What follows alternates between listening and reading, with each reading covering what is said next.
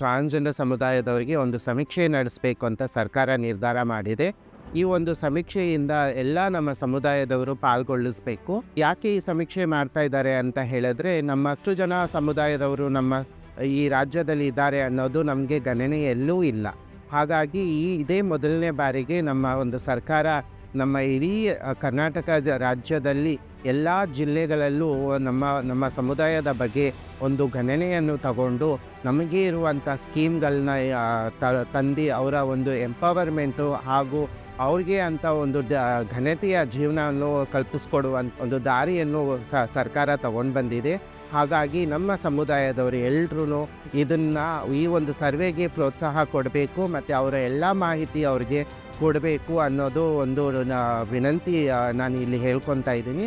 September 15, 2025ರಂದು ಲಿಂಗತ್ವ ಅಲ್ಪಸಂಖ್ಯಾತ ಸಮುದಾಯದವರ ಮೂಲ ಹಂತದ ಸಮೀಕ್ಷೆ ಆರಂಭವಾಗಲಿದೆ. ಸಮೀಕ್ಷೆಗಾಗಿ ತಮಗೆ ಸಮೀಪವಿರುವ ತಾಲೂಕು ಆಸ್ಪತ್ರೆ ಅಥವಾ ಜಿಲ್ಲಾಸ್ಪತ್ರೆಗಳಿಗೆ ಭೇಟಿ ನೀಡಿ.